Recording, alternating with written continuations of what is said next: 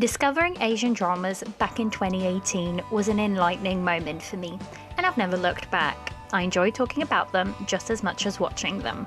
So much so that I decided to create a podcast with a heavier focus on Chinese dramas, but passing through Korean, Japanese, Thai, and Filipino dramas.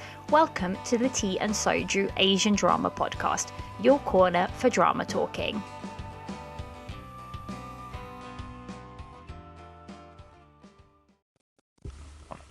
Hello, and welcome back to another episode of the Tea and Soju Asian Drama Podcast. I'm your host, Liliana, and in this week's episode, we are going back into the segment Best of the Best for 2022. And it's Chinese drama time. So this week, I am going to go through all my favourite, my top 5 Chinese dramas for this year and a couple of other things that I'm going to go through. And the reason why it's getting its own episode is because I was on my drama list adding up, and I have watched so many Chinese dramas this year that it's crazy. I don't even know the full number, but it's a lot. So I thought I would, just make it into its own episode. And then next week, I'm going to come back and do the final segment for the year. And that will be the K-dramas and all the other dramas that I've watched this year. So some Japanese dramas, some Filipino dramas in there as well, and some Thai dramas. That will be all next week. But yeah, China gets its own episode. Just because for the sheer amount of Chinese dramas that I watched this year, I don't think I could have done it any other way. Also, by the way, if my voice is a little bit funny today, my throat is feeling a bit itchy just because in the UK, over the weekend, it was -5, -4 degrees. And now it's 12 degrees today. So my body is just what the heck is going on in these, huge swings in temperatures over here. So my throat is feeling a little bit out of sorts. That's why I'm just, sitting here recording the episode and sipping on some lemon and honey tea. And hoping that helps my throat a little bit. So yeah, if my voice sounds any different or a little bit off, that's why. It's just because my throat is a little bit off this week. But yeah, I don't think I have anything else for this introduction. Look at me getting these intros shorter every week. So basically, just for the setup of this episode, what I will do, I have set it into different little categories. And mainly, I'll be going through my 3 favourite mini C-dramas for the year, and then just some fun categories like my guilty watch, my favourite food drama of the year. Mainly, I've put these categories in here mainly because I have so many dramas and I really wanted to include these, but I don't quite make it into my top of the top for the year. So I thought, well, if I put some fun categories in here, then we can do it that way. And then I am going to go through my favourite actor and actress from Chinese drama land for this year, some honourable mentions, and then I wanted to put a couple here, which is basically I'm calling it the sadly dropped, which is a couple of dramas that I was really looking forward to, and then I sat down, started watching, and then I just didn't really vibe with them. So I'm putting that in that little category. I've got a couple that I just want to mention. So, and then at the very end of this episode, I am going to go through my 5 top Chinese dramas of the year. And I put out a question on Twitter yesterday asking if anybody could guess what my top 5 for the year would be. And I think people know me pretty well because they've pretty much got it on the head. Just a couple of little differences here and there, but I'm excited to get down to them. I feel like this year has been, I've said it once, I'll say it again. It has been especially the second half of this year, it's been a really, really good good year for Chinese drama watchers, just because I feel like, you know, we've had really good dramas come to us. So that's why I want to, you know, give it all the credit it's due and make it its own episode. And also, I'm so excited for next year because there is quite a few dramas that I'm really, really, really looking forward to. So I feel like next year has a lot of potential for Chinese drama land. I feel like ever since some of the networks have sort of hampered down a little bit and they're focusing more on quality over quantity, it's not quite where it needs to be yet for me personally, but they are getting there. They are, you know, going in that direction where they are going to focus more on quality over quantity. And I feel like next year we really will start seeing like a bigger shift in Chinese drama land, or, you know, also I think that will be really, really good things for next year. So yeah, that is it. That's the intro. That's the setup for this episode. And I am just going to go ahead and jump right into it. So for my first category, I've got my 3 top favourite mini-series of the year. And by mini-series, I mean like those short dramas that have got really short episodes. Like, you know, your 6-minute episodes, your 10-minute episodes, that sort of thing. That's what I would consider like a mini-series.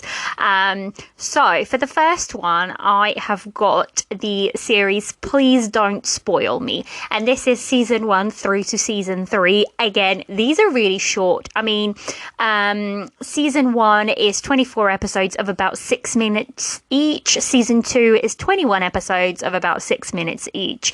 And season 3, again, 24 episodes of about 6 minutes each. So if you were to put like a season in, you know, altogether in a video, which I believe YouTube does have them like that. You know, I think they come out at like 3 hours or, you know, a little over, a little less. I am not great at maths, but if I'm remembering correctly, that's, I think, where it sits about. I think it sits about the 3-hour mark. So it's really not that long. You can literally crank these out very, very quickly. So that's what I mean by mini-series. And this one, basically, it's a period costume, romance, comedy, fantasy. That's the genres.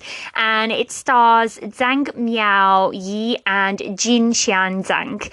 And it tells the story of an internet writer who becomes trapped in her own book. But actually she becomes trapped as the evil second female lead. And now this plot sounds very, very familiar. It sounds similar to the romance of Tiger and Rose, I would say, but they do it quite differently. They are different shows, even if the plot is similar.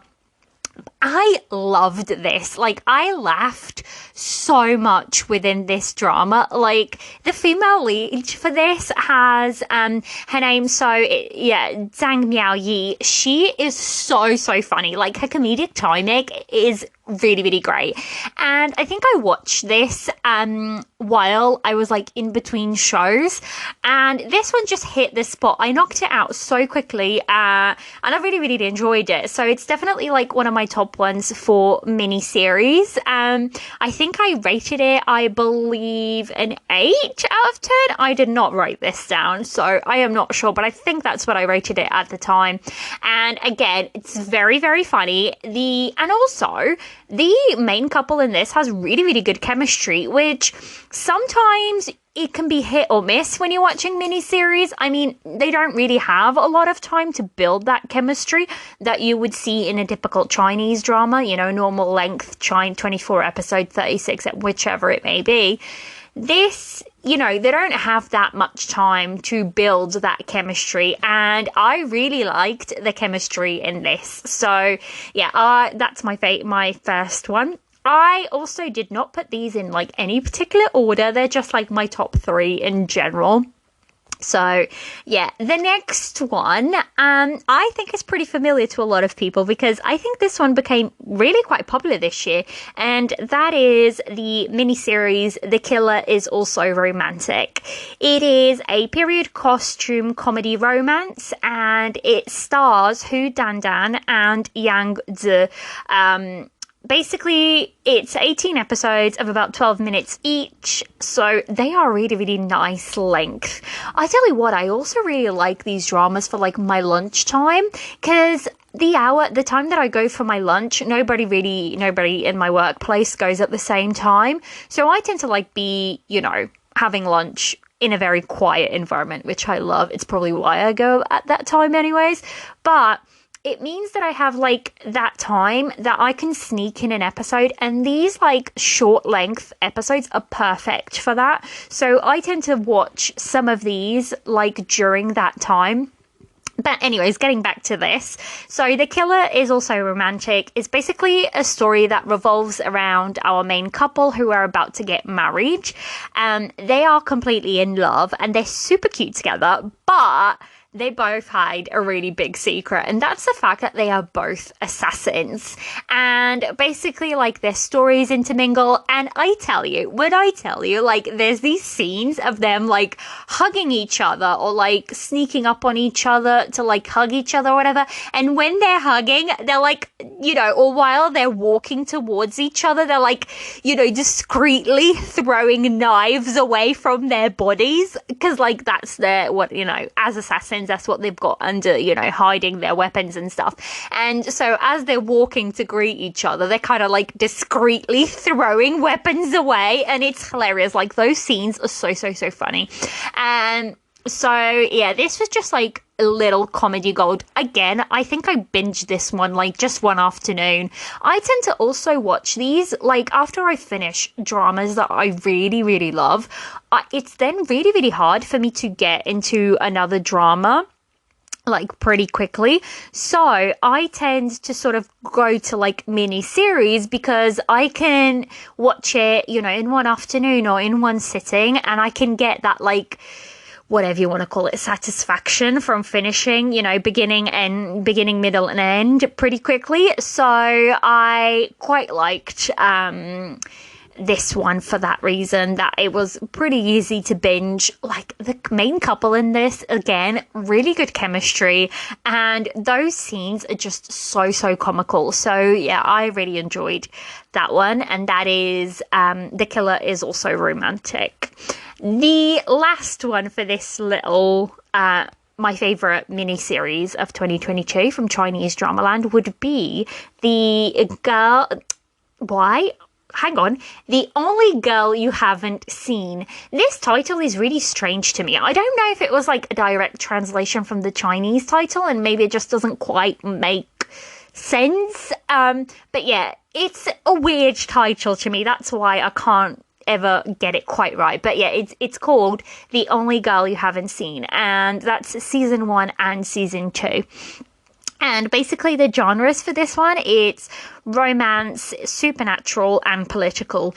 And as soon as I say that, if you're a regular listener, you'll know that I hate like shows that are quite political. They have to be a certain type of political, whether that be like harem politics or, home politics. Then I can get behind it. But if it's like old man, doing politics in a room, then that just doesn't vibe for me. But for some reason, this one does. This one just works so well. And basically, this one stars Wen Moyan and Wang Zuyi. And the drama follows the story of our female lead, who is murdered by her beloved. She wakes up to find out she's now in a different body, the bride, and she is now also the bride of the 6th prince, who seems very useless. These two team up to climb up the ranks and fall in love while doing so, as well as while our female lead basically tries to take revenge on her previous lover for, effectively murdering her. So yeah, that's the basic gist of this drama. And yeah, so season 1 has 18 episodes of about 12 minutes each, and season 2, it's the same, 18 episodes of about 12 minutes each. Yeah, I really loved the female lead in this drama because it's a complete role reversal. Normally, it's like the female lead who's, slightly, needing saving, and she's the one who isn't quite as smart as our male lead. But in this drama, it's completely flipped on its head. Like, the female lead is the sure, the one who's confident and the one who's, like, planning and whatnot. And the male lead does seem very, very useless from the get-go. But then, like, as the story goes on, you find out that that's not really who he is. That's just, his survival technique. So yeah, they then come together, and when they start really like working together, I just love it. And also there's like scenes in this mini drama where basically like you would accolade those scenes to like the male lead coming in and saving the female lead, and it's role reversed in this one, and I just really like watching that sometimes. And in this one it worked really, really well. So yeah, that's my 3 mini series of the year. So that would be The Only Girl You Haven't Seen, The Killer Is Also Romantic, and Please Don't Spoil Me. You can find, if you want to check any of these out, you can actually find all of them on YouTube with subtitles for free. So they are very, very accessible, which is always great. So yeah, that's it for that one. And now we have some fun categories. So for my first fun category, I've got guilty drama. And I kid you not, I put this category here just so I could talk about this drama, because realistically speaking, this drama ain't that good. But it's so addictive, and I know a bunch of people were like going crazy for this drama. They were like, why are we loving this so much? This isn't that good. But I don't know what it was. Maybe the male lead's abs constantly on show might have something to do with it. And as soon as I say that, it'll give it straight away. Like, everybody will know what I'm talking about, and that will be the short drama Maid's Revenge.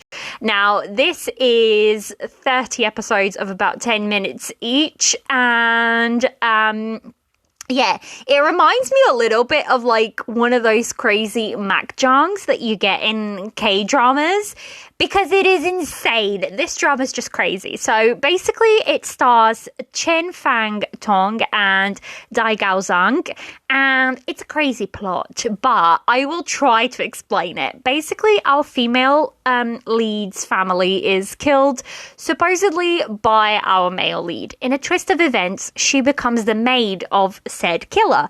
To try and get her revenge, she goes from that to bride of the killer's nephew, and then eventually wife of our male lead, who was supposedly her family's killer. Surprise, surprise, he isn't. A lot happens. There's a lot of abs on display, and that's why this is my guilty drama, because realistically speaking, this drama is crazy. It ain't good. Do I still recommend you go and watch it? Look, it made me smile, it made me laugh, and it made for really good conversations with a lot of my friends. So, yeah, it was, that alone makes it like I have to mention it in this episode, because it was totally my guilty drama of the year. Like, I know that it isn't good, but I could not stop watching. It's like that, car crash thing that you can't look away even though you should. That's exactly what this drama is. Like, the plot is so crazy. It's so crazy. I don't even think I could explain it properly, but yeah, that's what that was. And that is literally the only reason I think I don't really like to call dramas like guilty pleasure watches or anything like that, because I think if you enjoy it, then it shouldn't be a guilty watch. Like, you just enjoy it regardless of what other people think. Like, if you enjoy it, you do you. That's what dramas are there for. They're for escapism, they're for entertainment, and that's what this was. It was like, it came at the right time as well. So yeah, I laughed. I enjoyed it. Everybody swooned over Dai Gaozang, and I swear to God, he became quite popular just because he kept showing his abs. Like, in my show notes, I am going to put the picture that floated through Twitter, through Instagram, TikTok, you named it. It was like in the Chinese drama watchers circles, it rounded every circle. And it's this picture of him on a black horse and he's shirtless. And I swear to God, everybody saw that picture because it was being shared everywhere. And they were like, who is this? Who is this? Why have I suddenly got this guy, this male lead, like everywhere on my feeds? And that's why. So yeah, I think that this was definitely my guilty watch of the year. I know it isn't that good, but I still really enjoyed it. So yeah, it makes it into my best of the best for the year, simply for that reason, because it was thoroughly enjoyable. And yeah, that's that. No further explanation needed, I suppose. So moving on to my next category, it would be my favorite food drama of the year. And funnily enough, like I'm definitely a foodie. Like, I love eating, I love cooking, I love all of that stuff. But it's rare that I enjoy food dramas. And I think the reason why, it's because when I'm watching them like cook, I feel hungry and then I want to eat what they're eating. And a lot of the time, that's not just not doable. So I then get hungry and then I'm like, oh, I'm craving what they're eating and I can't have it. So I think that's why sometimes I stay a little bit away from food dramas. And that's a me thing. Like, it's really silly, but it's a me thing. And I know that. But there was one drama this year that is definitely a food drama, and I absolutely loved it until the end. Like, the ending, I feel like it was done with a second season planned, and that second season hasn't come yet. There hasn't been like any news, at least that I've come across. So when that happens, I get a little bit sad because I feel like I wish they would have planned for us. They would have just ended it and not leave it quite as, open or whatever. But all of that to say, I haven't even said the name. The drama is called Delicacy's Destiny. It's a bit of a tongue twister. And it is a food adventure romance period costume. And it stars He Ruixian and Wang Xingyu. And it follows our female lead, a chef in the capital who successfully becomes a female chef in the palace for a very picky prince. Through her food, she rises and the two fall in love. It's basically that. It's, she is very much, I think she becomes the first female chef within the palace, and she does so through her own capabilities, and I really loved that. I really, really did. She was, very sure in her food, and that's the way she showed she cared. It was through her food, and a lot of love was poured into her cooking, and I absolutely loved it. And also, I was hungry constantly because her food looked really, really, really damn good. So yeah, I really loved it. I actually really loved how our female chef and our picky prince kind of become friends and then lovers. I love that slow build of you go from almost ignorant of each other or not quite liking each other at all, which is what they were, and then they slowly kind of start to understand each other just through their daily interactions. They slowly start to understand each other and then become friends and then become lovers. So yeah, I thought this was done really, really well and I thoroughly enjoyed it. This one is on Disney Plus. I think Disney doesn't have a lot of Chinese dramas, but for some reason this one was airing on Disney Plus. So at least in the UK it's still on there. I'm not sure about other regions, but yeah. So that was my favorite food drama for the year, and that Delicacy's Destiny. That is such a little tongue twister. So, up next would be my favorite found family. And now, I had one in mind, but that drama that I had in mind has made it into my top 5 for the year. So I just went through my list, and there was one specific one, which is the one I ended up picking, which kind of stood out because I was okay with the drama overall, but I didn't love it, as much as I did other dramas, so to speak. And that is a drama, A Dream of Splendor. And yeah, that is 40 episodes of about 45 minutes each. And the specific found family that I like here is the three sisters, which are played by our female lead, Crystal Liu, Ada Liu, and Fei Xia. Like I said, I had a couple of problems with this drama, but overall, like, the 6 months between these three are just so good. So good that I could not pick any other from Chinese drama land. I really enjoyed that aspect, just seeing them like run their own tea house and, just being there for each other. They're not blood sisters, but they are that, found family aspect to it. And I quite like how, even though they all kind of move in different directions, that found family very much stays in place. And I really, really liked that about this drama. So yeah, that was my favorite found family for the year, because my other one, like I said, is going in my top 5. So I also just think I really enjoyed A Dream of Splendor overall. Like I said, I did have a couple of problems with it, but overall, I enjoyed it, so it made it into my best of the best for the year. Now, I think that's it. That's all my categories for my fun categories.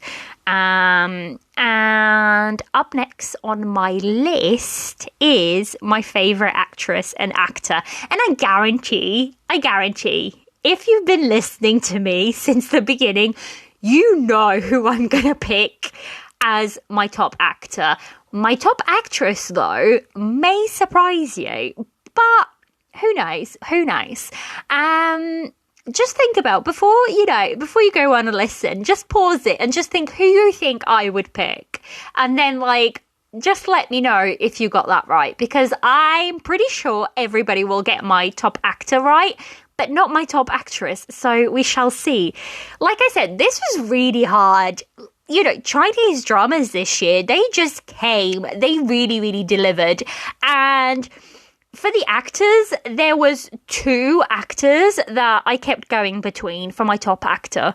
And I ended up settling on this one, and mainly because I just think he did such a great job, and that would be, to no surprise at all, the actor Wang Hedi, or Dylan Wang. And that is simply because if you were to tell me 6 months ago, or even a year ago, that I would be sitting here in this chair doing a podcast episode and absolutely raving about Wang Hedi, I'd be like, nah, you're crazy. That just can't be true. Because I swear to God, I would be saying, no, I don't like him. No, he's dead when he's acting. His face is just wooden. I don't understand. And I love this. I love when an actor comes in and just proves that I'm wrong, because it shows that, they can act, and maybe I just need to give them a little bit more of a chance. There's a couple of actors that I won't, but, Love Between Fairy and Devil just showed me how much he can act. And I'm so excited to see what else he comes, with, what his next projects are going to be, because this drama, it was full circle. He did a range of emotions. He went from this cold male lead to this affectionate, fully grown, character. And I just loved it. And watching all the behind the scenes, especially watching, and this is a spoiler if you haven't watched Love Between Fairy and Devil, but I have to insert this here. Watching that last scene where he loses Orchid and Orchid like passes away, and Dylan Wong is just so in that moment that the director yells cut and he cannot come out of it. Like, he's literally in that moment so thoroughly. In that moment, he was Moon Lord. He was no longer Wang Hedi. And I'm like, it takes a lot from an actor to become his character fully and to give that much on screen. And he did that completely. So there's other actors this year that I really, really loved their performances, but it's the fact what made Wang Hedi my top performer or my top actor for this year. It's the fact that he came in and I had like a very negative image of him as an actor. And then he came in and he delivered this performance to a T. I don't think anybody else could have played Moon Lord now. There's just no way. And to then, have me completely change my mind, praise to him. Like, I am so excited to see where he goes next. So there was absolutely no one else that I could choose for my top actor other than Wang Hedi. So up next will be my top actress of the year. And I think this may shock some of my listeners or some people that know me personally or that, I talk to about dramas, simply because she's not someone I've really mentioned before, as in, I've really enjoyed her or whatever. But when looking back at the dramas that I watched this year, I think I saw the biggest shift with her acting. And I think that just very much like Wang Hedi, this actress really impressed me. So I think that would be the actress Zhao Lushi. And basically the reason that I chose her was I have seen her in quite a few things up to now. I saw her in The Romance of Tiger and Rose. I've seen her at Filler E's Mr. Ling. I've seen her, in a couple of dramas. And Zhao Lushi kind of plays this character of, the sweet, naive, female lead most of the time in those romances.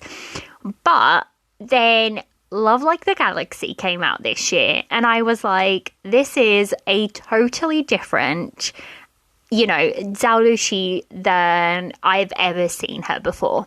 And that really impressed me because it showed me that she has more depth and more depth and there's more to her than just these cute, female lead roles. And I'm not saying that's a bad thing. Some actresses do get typecast in that corner and they do it really well, so they stick to it, and that's fine. Like, I'm not saying that's a bad thing at all, but I just wasn't expecting Zhao Lushi to have more depth to her acting.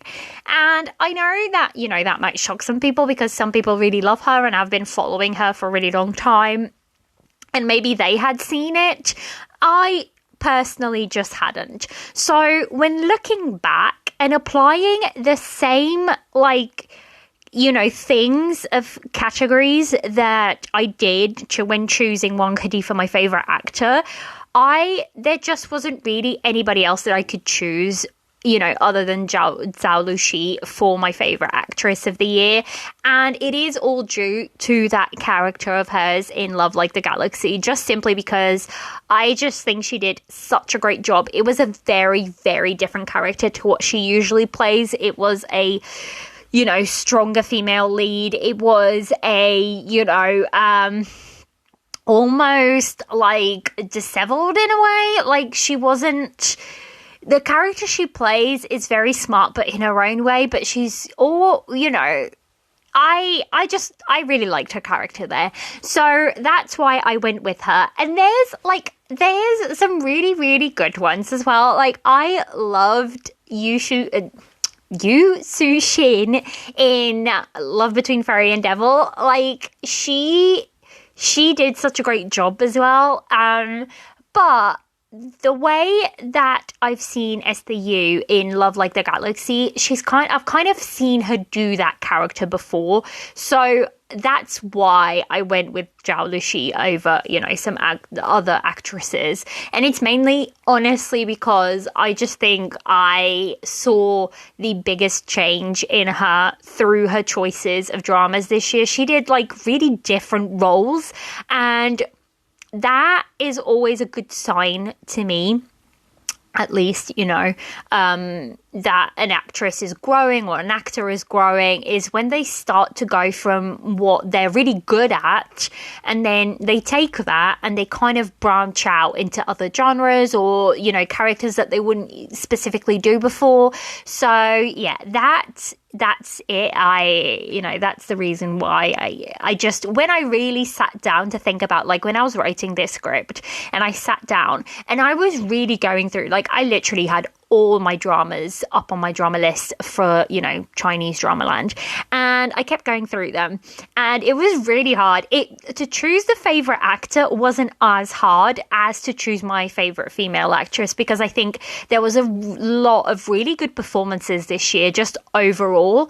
And when I sat down and I looked at it and I was like, who impressed me the most and who sold me their character the most? And a lot of them did, but I hadn't had the backlog of dramas that I had with Zhao Lushi. Like, I've seen quite a few of her other dramas. So yeah, that's the reason. My very long-winded explanation of why I picked her, but yeah, I was very impressed. And the reason why I say that will shock a lot of people is because they know that, like, Love Like the Galaxy wasn't my absolute favorite drama. It took me quite a long time to get into the story and to get behind, the male lead and the female lead and just everything about it.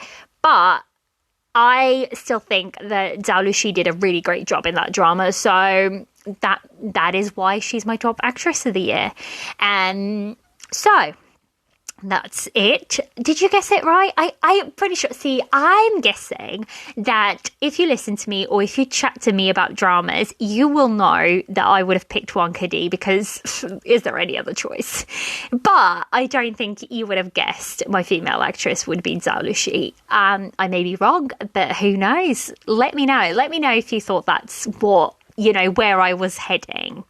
Now, before I move on into my honourable mentions or my top dramas of the year, I just want to go through 3 dramas that I was really looking forward to. And this happens all the time, and it's not just specific to Chinese drama land. I think it happens in any country, any entertainment, that sometimes you are really, really looking forward. Sorry, I got a hiccup there. You are really, really looking forward to a drama, and then you click play and you start watching and it just doesn't click. And I feel so sad when that happens. So that's why I've named this category Sadly Dropped, because it was dramas that I was really excited for, and unfortunately they just did not click for me.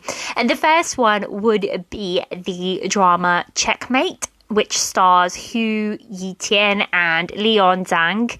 And I was really looking forward to this one. We've seen this pairing before in My Roommate is a Detective, and I quite enjoyed that one.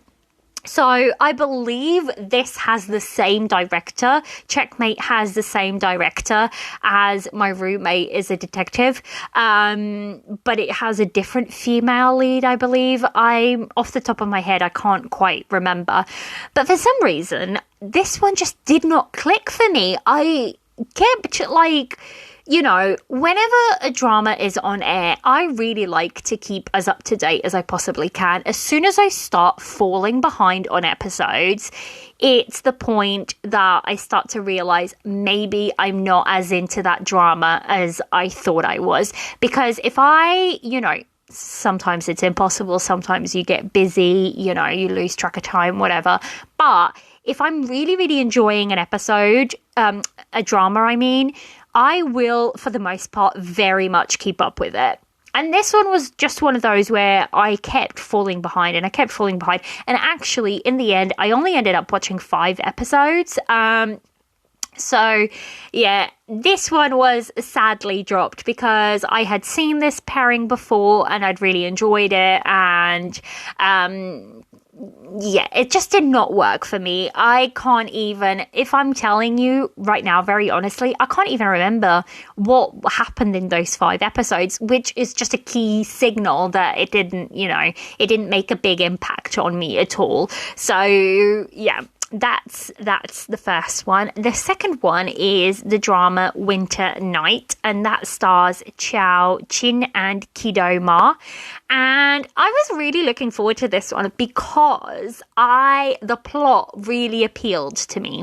Like this parallel world universe with the female lead traveling from one world into the other. But this drama, everybody was so shouty constantly. And I'm like, why is everybody shouting all the time? I don't know if it was like a directing decision or an acting decision or whatever it was.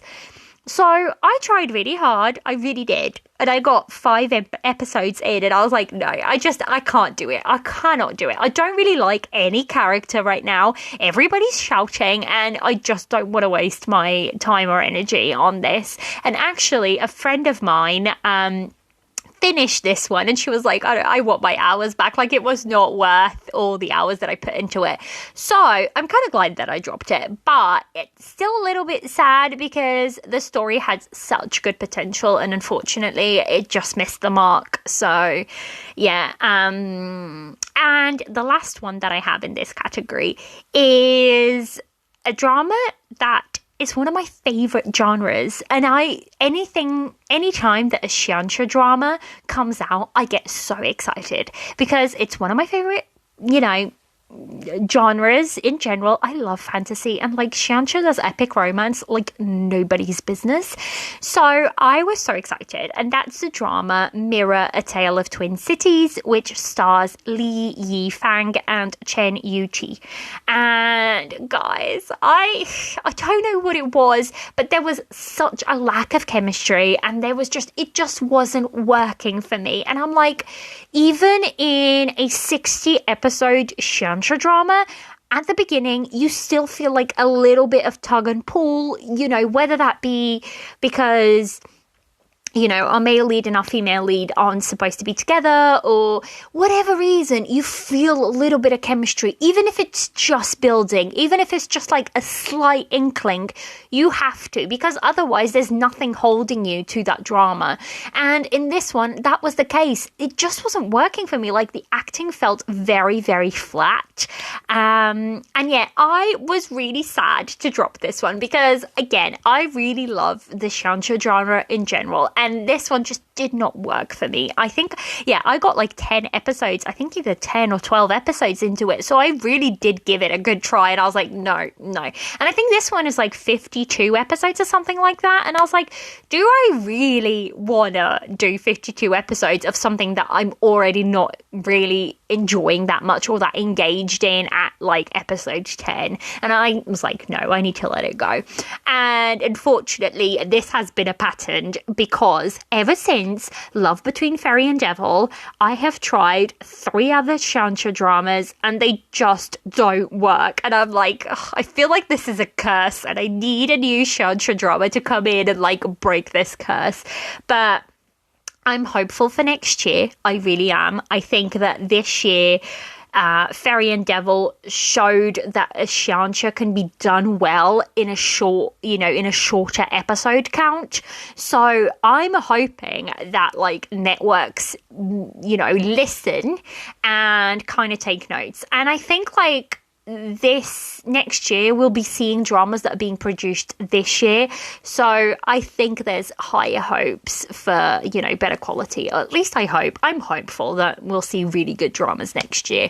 But yeah, again, that was just one of those that I was sadly dropped because the trailers looked good, the promo stuff looked good, and then the drama just felt completely flat.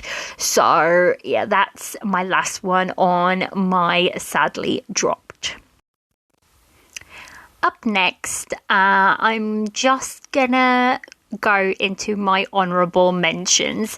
And these are dramas that I really, really loved, but they just, you know, just slightly missed that top 5. And actually, it was really hard to whittle it down to 5 dramas.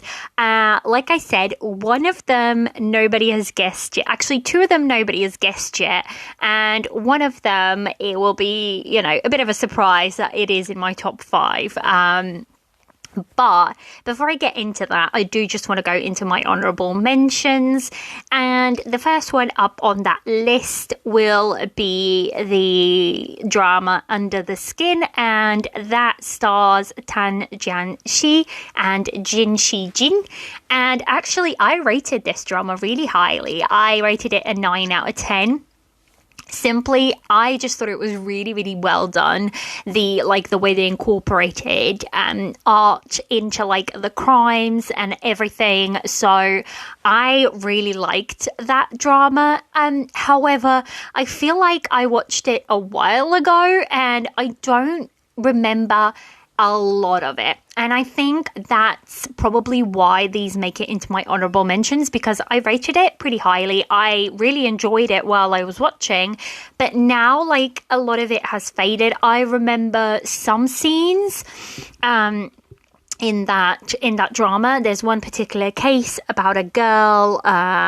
Is it a girl who seems to dress more like a man or something like that? It's among those lines. See, I just vaguely remember bits, and I feel like that's when it comes to doing yearly, you know, reviews of sorts, you know, looking back on your year, I feel like unless it's something that really, really, really marks you, it kind of fades a little bit over time. So whatever you've watched at the beginning of the year doesn't quite, you know, might not quite make that impact on you at the end of the year, because you've had like time and other dramas have come and taken like that place, so to speak. So I feel like my top 5 are all from the second half of the year, and like my honorable mentions are more from like the first half of the year. I feel like maybe next year I want to do a 6-month like check-in and kind of praise whatever dramas I've enjoyed in the first half of the year, and then like do another one for the, you know, second part of the year. I feel like I may get some more accurate feelings about, you know, what dramas I watched, because they'll just be slightly fresher in my mind. I also, like, I'm doing this sort of review book that I am going to do, like, monthly updates on this, like, you know, dossier that I have with, like, paper in it, and I'm basically just going to review dramas in that so that I can have, like, clearer notes. It's just something that I'm working on. But anyways, I'm getting sidetracked. Anyways, I remember I really enjoyed this one, and it very much kept me on the edge of my seat, but for some reason it just quite didn't make my top 5. So yeah, that's there. The second honourable mention goes to Why Women Love, and that stars Jina Jin and Wang Ziyi, and I rated that an 8 out of 10. This is a Nuna romance. I know, Nuna is a Korean term, and this is a Chinese episode. I still haven't figured out the word, you know, if there is such a thing as like Nuna romance for Chinese dramas. I need to look into it, but I keep forgetting. And then like I'm already recording, and then I'm like, oh, I'm just going to use Nuna for now. So yeah. That is a Nuna romance, and I really liked the chemistry between our main couple. It was really, really good. But I remember not specifically liking a lot of like the surrounding characters or anything like that. But the main couple in this was really, really good. So yeah. And that's why I thought it is still deserved a honourable mention. It's pretty well done, Nuna romance. Yeah. And lastly, on my honourable mentions, I have the drama Memory of an Encaustic Tile, and that stars Chen Yuqi, Lin Yi, and Yan Zidong. And I, again, rated this one at an 8 out of 10.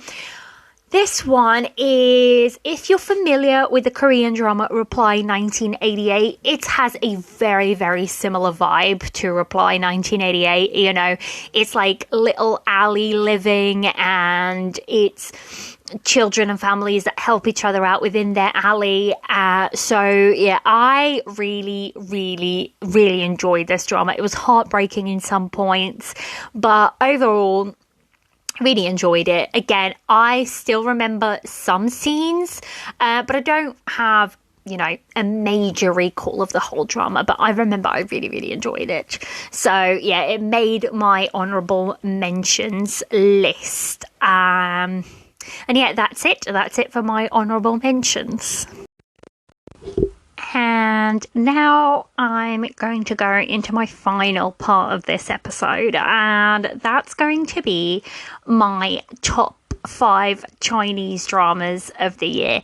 Now, as I'm recording this, it is the 20th of December, so there is still a little bit time left to, December, but I'm just classing it as this is it for this year. If in the meantime anything else comes that completely knocks these dramas out of the park, very tall order, but we never know.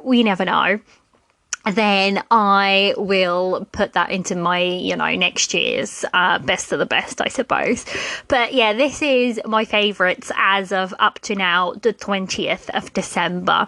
And I said top 5, but I cheated. It's technically top 6 because 3 dramas have the exact same score. And I can bear to not put any of them in this episode. So I sort of stuck 2 dramas together and, call that my top 5/top 6. So first up, coming in at number 5, or really at number 6, would be the drama Binary Love. Now, it's a bit odd because Binary Love for me is lowered, is rated lower than, for example, Under the Skin, which was in my honourable mentions. But I still chose to put it here for reasons that I'll explain in a little bit. But Binary Love is basically a modern day youth drama, and it stars Sabrina Zhuang and Ren Yu Lun. And I absolutely loved this main couple, especially the male lead. This drama is the type of drama that just shows you that, like, nice guys do win the girl. And this was that exact thing put on my screen. And I just remember really, really loving it while I was watching it. Now, I don't necessarily... One of the things that I didn't enjoy quite as much in this drama was the second male lead. I just think he didn't necessarily need to be there for as long as he was. But I just really, really loved everything else. Even, like, there's a character in this drama called Ru Ting.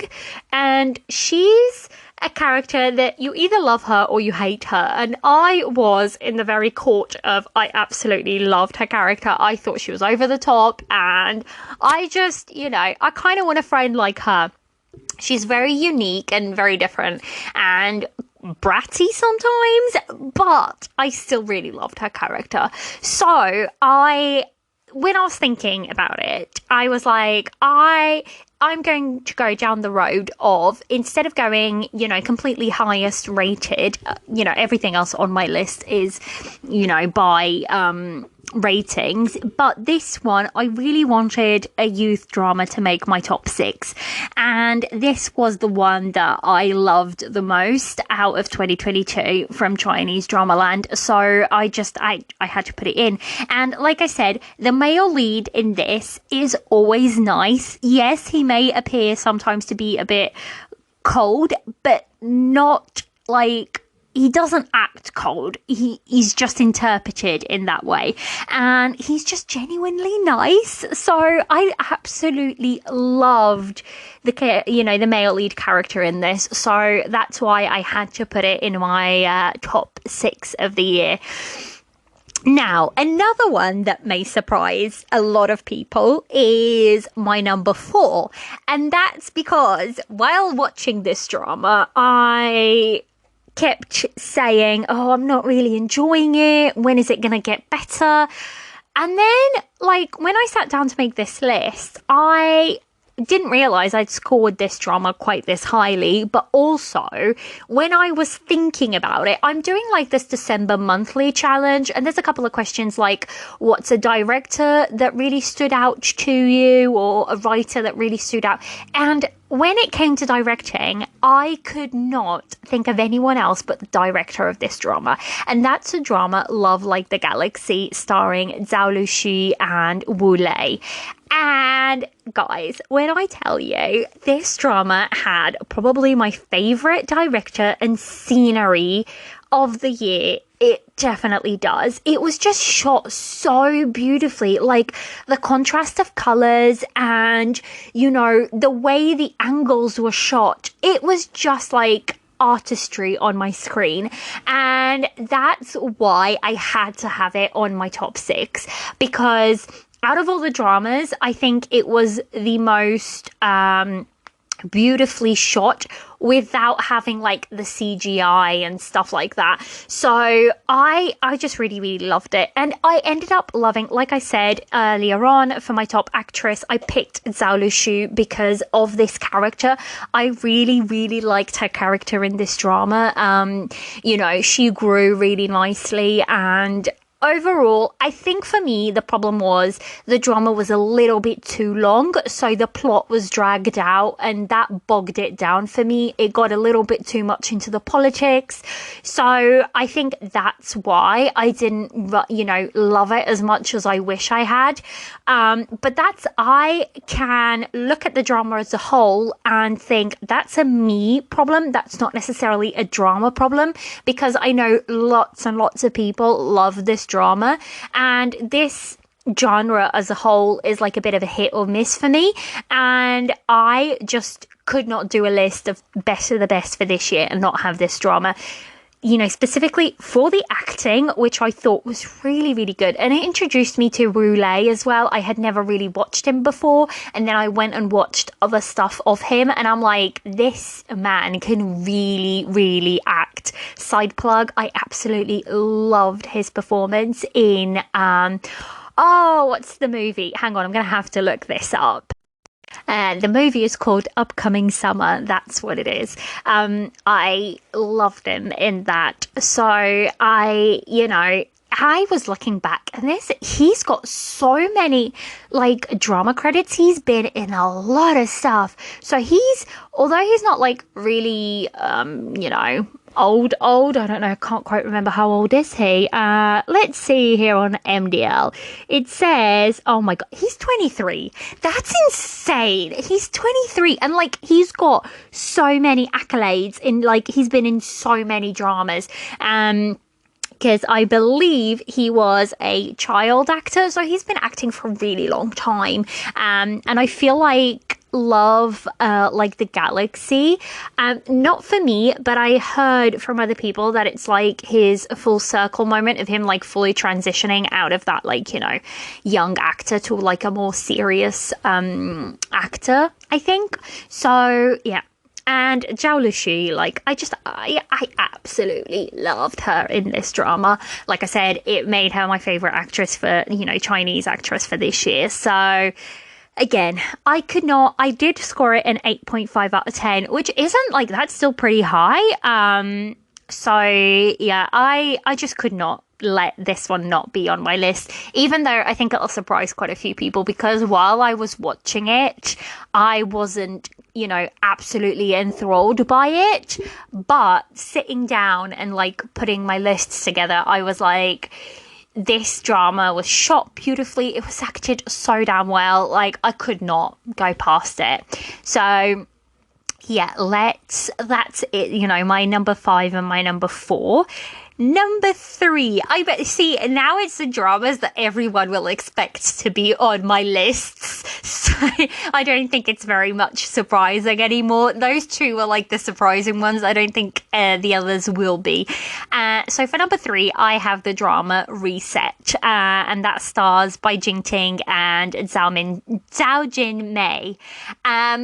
This drama, I kid you not, this type of like, can we call it a thriller mystery? I think so. Is not necessarily my type of drama. I can watch a few every now and again. And actually, I was sitting down to do one of my genre episodes planning, and one of it was a thriller, sort of episode. And I've watched a lot more than I thought I had, but it's not a genre that I run to. But this drama was done so well. I think it was brilliant that they only had 16 episodes, because it kept the plot so tight, and like I was on the edge of my seat throughout the whole drama. I just wanted to know how they were going to solve this time loop. Yeah, so it's a thriller, but it also has like a time loop, so there's a bit of that in there. If you haven't watched it, which I'm pretty sure a lot of Chinese dramas have, because it was so good, and at the time there was a lot of chatter, and I believe this was like earlier on in the year, maybe March, so for it to have been that long ago, and I still remember very specific scenes, I still remember a lot of the plot, I think that means, it's left a lasting impression on me, and that's always a good thing. So I scored Reset a 9.5 out of 10.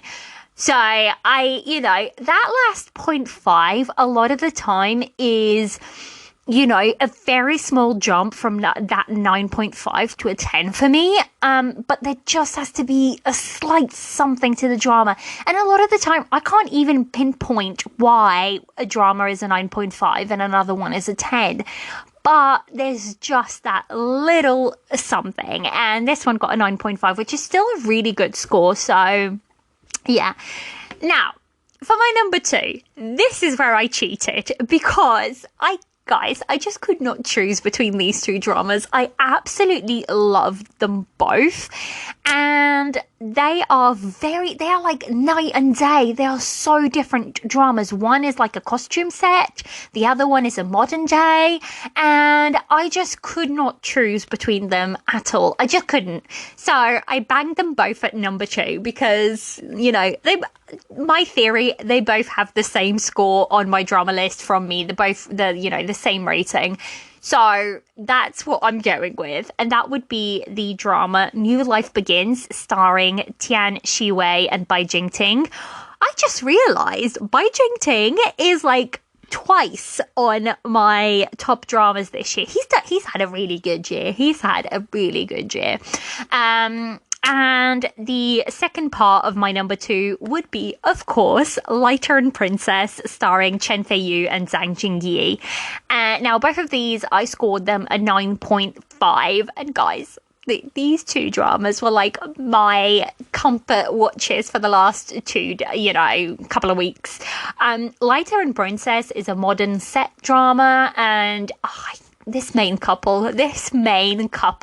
Now, I do have a full, almost 2-hour episode review on Lighter and Princess, and I do go into more detail of why it's a 9.5 and not a 10, and that is spoiler territory. So if you want to hear my thoughts, please go back a couple of weeks, and that will be there for you.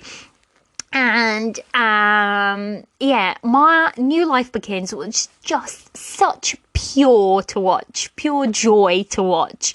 And I have actually a very special episode for New Life Begins planned soon. So look out for that. There is definitely a New Life Begins episode coming, and it'll be a special one. So keep an ear out for that. But yeah, honestly, I could not choose between these two dramas. I was like, no, I was having a crisis trying to choose which one to put at 3 and which one to put at 2. So I was like, I can't. I literally can't. And the thing is, like, they are both such different dramas that I feel like it's impossible for me to even compare them. And I enjoyed them and loved them both just as much. So I was like, I can't choose. And nobody can make me. And it's my list. So that's what we're going with. Anyways, I'm sure my number one is absolutely not a surprise to anyone. I said this 3 weeks ago and it completely came true. I tweeted out that I was saying this early, but my number one, my number two, and my number three was set. Obviously, like, my 2 is a joint 2, because I can't choose between those 2. But I said, and I think I said it as I finished this drama, 3 months ago, whatever long ago it was. And that is the drama Love Between Fairy and Devil. There is just no other drama that didn't like this drama this year. I feel like, and it isn't just a me thing, like, this drama to this day, it's still like making people go crazy and fan out about it. And I just feel like it's the drama of the year, regardless of it being, if I'm talking about Chinese dramas, Korean dramas, Japanese dramas, this is my drama of the year. No, like, there's just no doubt about it. I went out and I bought merch. Like, I searched. Do you know how hard it is to find Chinese dramas merch? It's hard, y'all. So I went out and, like, found a bunch of Fairy and Devil merch, and it's hanging wonderfully in my, like, merch corner. There is just no other drama I could choose from. And actually, funnily enough, before sitting down to record this, I was listening to the Day Back K-Rambles podcast, and Jess had a guest on, Carol, and they did a Love Between Fairy and Devil review, and I absolutely loved listening to that episode. And it's like a 2-hour review, and my own review is only about an hour and 40, an hour and 30, an hour and 40, but I remember vividly, it's like my second or my third episode, and to this day it's still my most listened to episode. So it isn't just me, like, this is just kind of like a bit of a phenomenon that came over and just took over, and it was so good. I still miss it. Like, I still watch clips from it, and I just absolutely loved it. I didn't even say Love Between Fairy and Devil is my number one pick, and that stars Wang Hedi and Yu Shushin. S3U. There you go. Like I said, I think it's either my second or my third episode is a full-length review on Love Between Fairy and Devil. I could literally sit here and talk for another hour on it, but I won't. I will refrain myself. If you really haven't watched it yet, go watch it. Trust me, you'll thank me later. Go watch it. And then go and listen to my review about it. I'm still very much open to watching this, to talking about this drama, because I just loved it that much. And I think, like, I rated this a 10 out of 10. Now, is this drama perfect? No, it isn't. There's still minor things that I could pick at. But ultimately, like, yes, there's still things that I could pick at, but I can ignore all of it because I just loved it that much. So yeah, I just think there was no other drama. And to be fair, I think everybody who, like, listens to the podcast and talks to me, they would know this is my top drama, because you know, I've banged on about it enough, so I won't go any more into it. Like I said, go and check out my review episode on it. It's definitely a drama worth watching. It's reignited my love for the xianxia genre.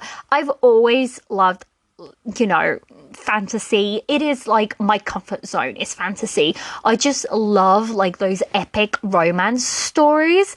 And I think when I first started watching Chinese dramas back in 2018, it was Ashes of Love. So an epic fantasy xianxia drama that brought me into this fold. And I loved Ashes of Love like nobody's business. Like, I was in that world for really like a good few months before I went on and tried other dramas. And I honestly, like, I still love the xianxia genre, but I hadn't loved a drama in that like genre as much as I'd loved Ashes of Love for a really long time. Like, I don't think, you know, there are others that I really enjoyed, The Legends being one of them. Funnily enough, The Legends, the author that wrote Love Between Fairy and Devil is also the author of The Legends. My mind was blown, but I can see the similarities. But anyways, The Legends, you know, there was New Boundary as well. There was a couple of dramas that I really loved, but there was just something that didn't quite hit as Ashes of Love. And I always just thought that it was because that was my first drama and I was very new to the whole genre and everything, and to Asian dramas in general. And then Fairy and Devil came along and I was like, no, it wasn't that was my first drama. It was just that, you know, it hadn't been done in this way before. And I honestly can say that Love Between Fairy and Devil has probably overtaken Ashes of Love as a favorite for me. Like, in that, you know, in the xianxia genre and in the fantasy genre, it was so well done. You know, there was so much attention to detail, and the acting was really good. This couple just worked so well together.